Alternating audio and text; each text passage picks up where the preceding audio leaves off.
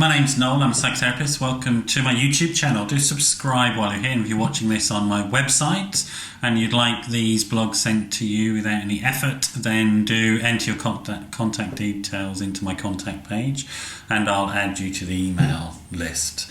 So today's short video about the impact of shame and avoidance in terms of our difficult feelings, when we have difficult feelings, painful feelings, which involve shame and avoidance. Shame and avoidance are sort of understandable natural reactions to painful events where we're exposed in some way, psychologically feel exposed in some way to failure.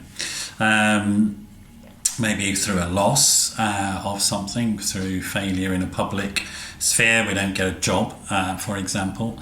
Attach feelings of avoidance and shame to that loss, and it can be a very sort of difficult, toxic experience.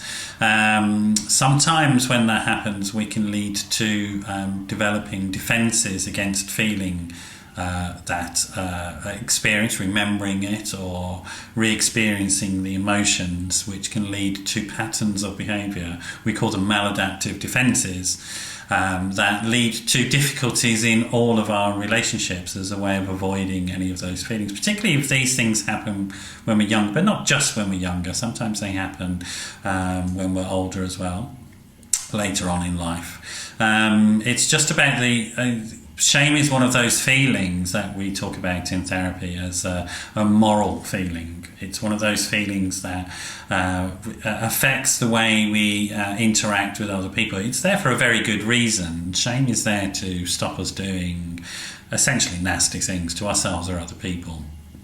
Hence, it's a moral feeling. Shame, guilt, etc. All these feelings are there to sort of regulate our relationships to other people, so that we don't end up sort of killing other people or torturing them or treating them in a very bad way. We have feelings of shame and disgust about those behaviours. Hopefully we have feelings of shame and disgust about those behaviours, and that stops us in our interactions with people. We get into much more sort of healthy, loving interactions with people. But what happens if those shame avoidance feelings come into experiences that we are finding painful ourselves? And so I guess you can understand, if I put it in this framework, people get into sort of phobic response. They develop avoidance strategies around those feelings.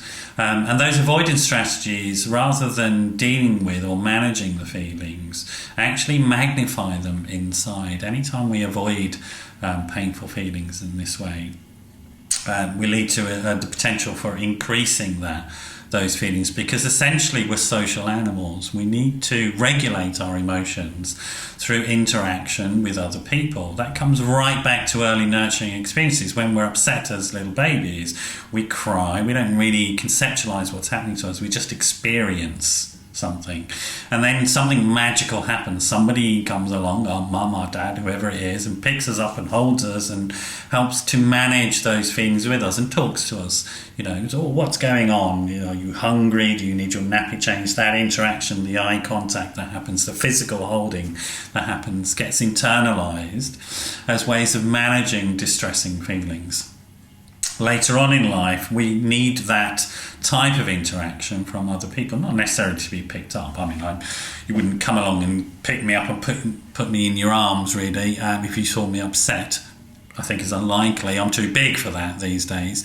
But you might emotionally do exactly the same thing. Give me eye contact, talk to me, maybe make some physical contact with me, as like touch on the shoulder or something like that. If we're very intimate, maybe you would put your arms around me if we're partners, or you're my child or something like that.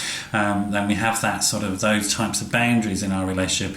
All those types of behaviours reflect that early nurturing experience, if you like, where we contain and hold and process difficult feelings in relationship with another person.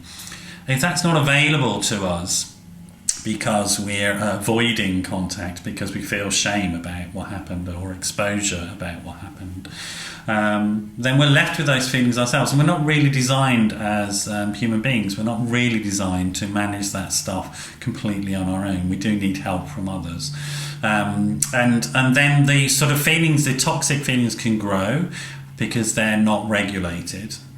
And our avoidance strategies can grow as a result of that. And you can see if that happens, you can get into very, very dysfunctional situations where you're avoiding even the smallest trigger to those shameful feelings. And it just grows and grows and grows inside your mind to become a huge thing, become a sort of phobic reaction. In a similar way to people can have a phobic reaction to spiders in this country, for example. Now, in the UK, spiders aren't a real threat to anybody. In some countries, there are dangerous spiders, but in the UK, there aren't any really dangerous spiders.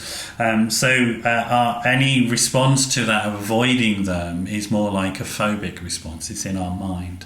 So what happens in those types of situations? People will generally turn to other ways of regulating their emotions, maybe drink or drugs, acting out in some risky manner, rejecting people, acting in passive-aggressive ways, all sorts of really quite destructive ways of managing things, maybe using medication, painkillers, etc., or cutting, some form of self-harming. Because actually, there's a real core difficulty there has developed around reaching out to somebody and sharing this sort of shameful experience and these painful feelings. It's a bit like, I put my hand in the fire, I'm not going to go there again.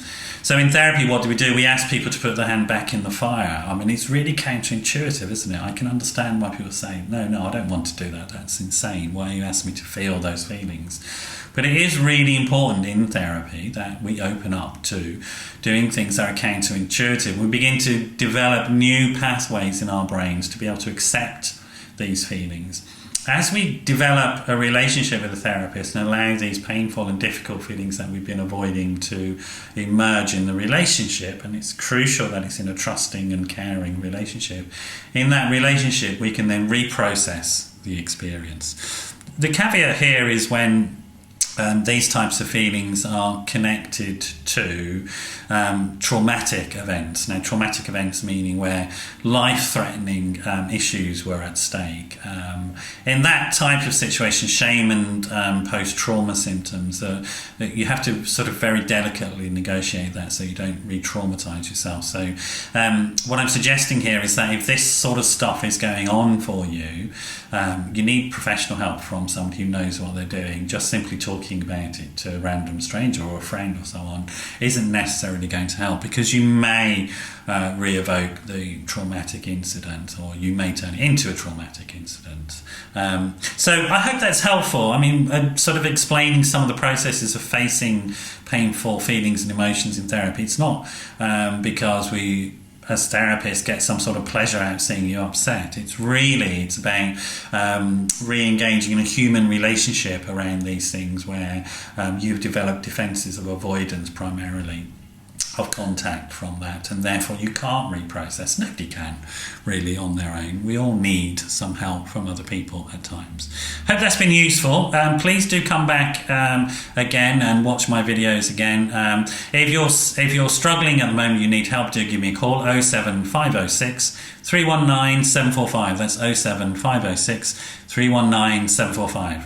Thanks for dropping by, and hopefully I'll see you again. Bye bye.